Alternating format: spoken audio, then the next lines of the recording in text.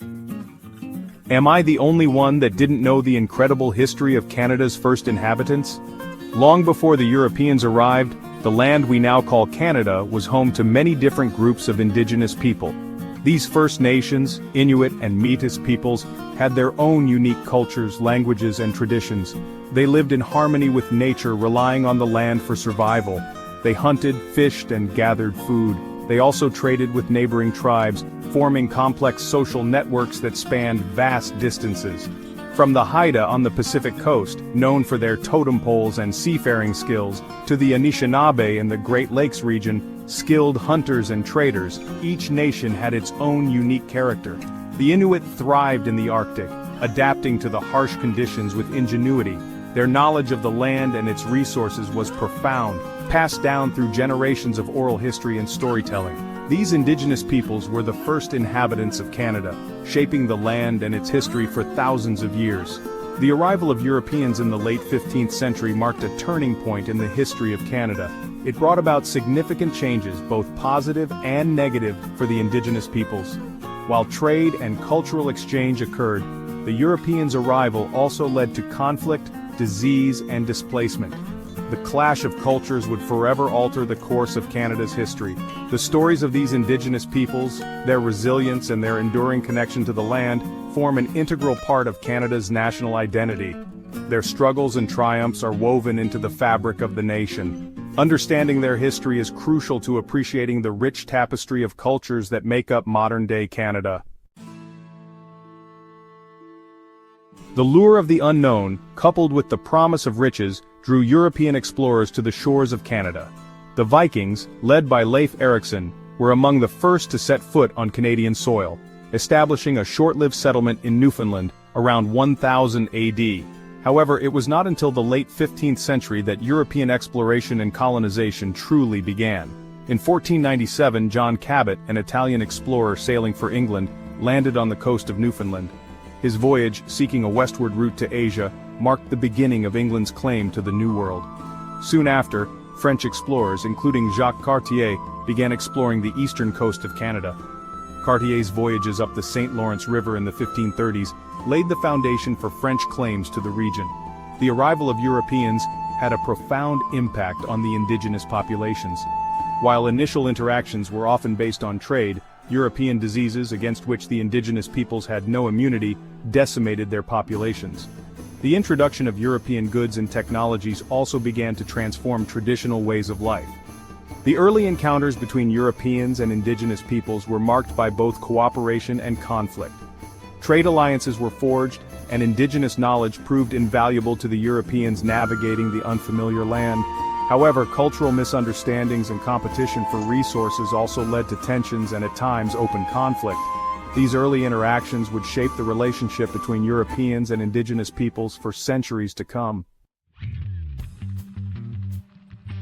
Driven by the lucrative fur trade and imperial ambitions, France established a strong presence in North America. In 1608, Samuel de Champlain, a seasoned explorer, founded Quebec City, which became the center of New France. This marked the beginning of permanent French settlement in Canada. Life in New France revolved around the fur trade.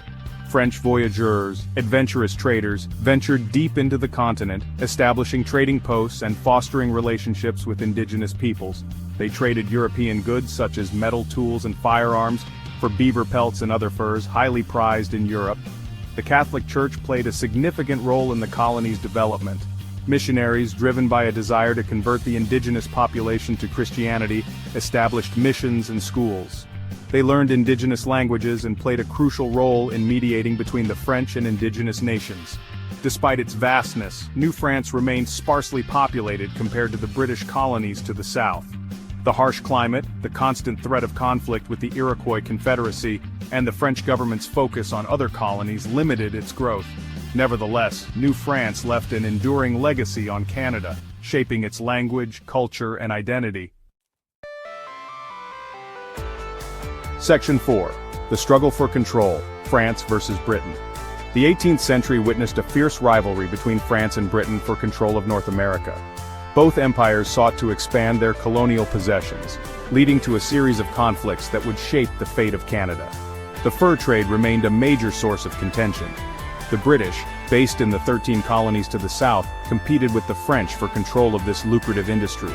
They forged alliances with indigenous nations such as the powerful Haudenosaunee Confederacy, further fueling the rivalry.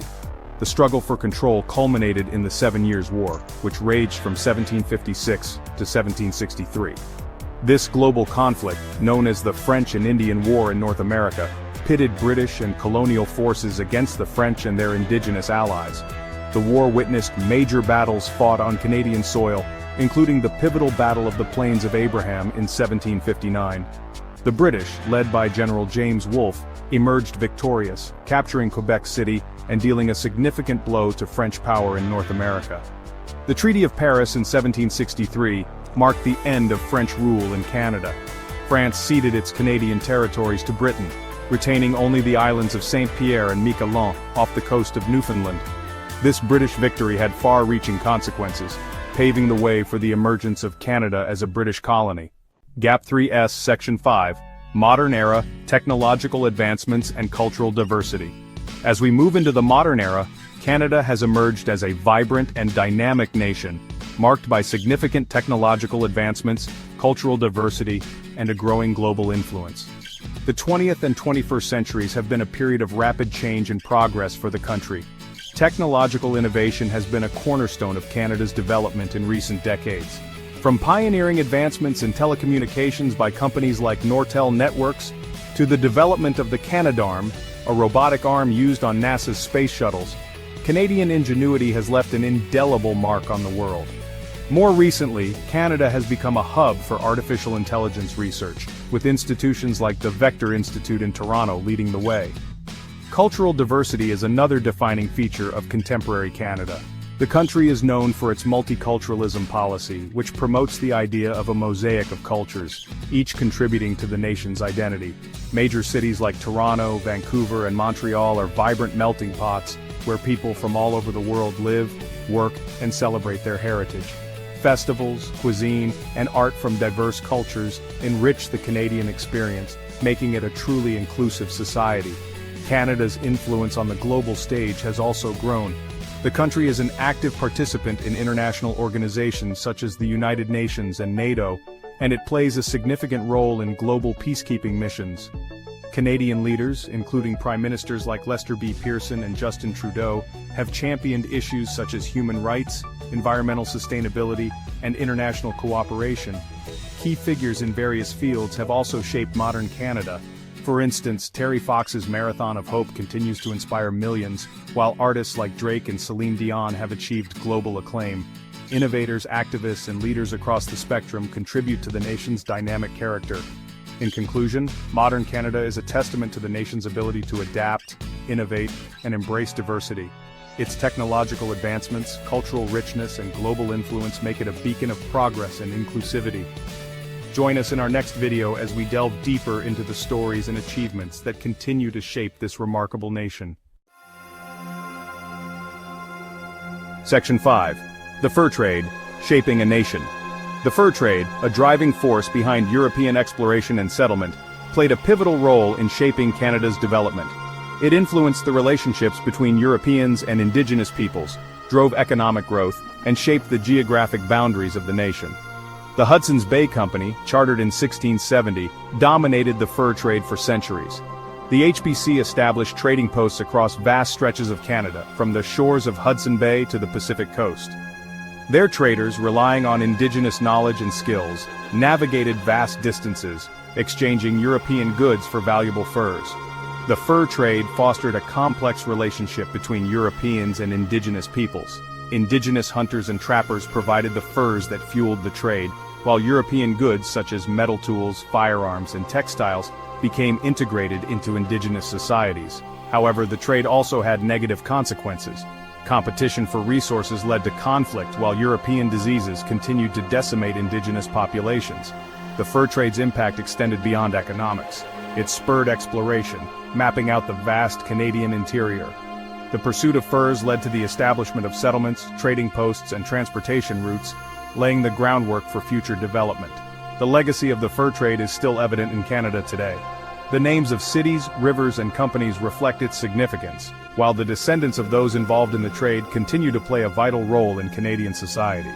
If you enjoyed learning about Canada's history, subscribe to our channel for more informative videos.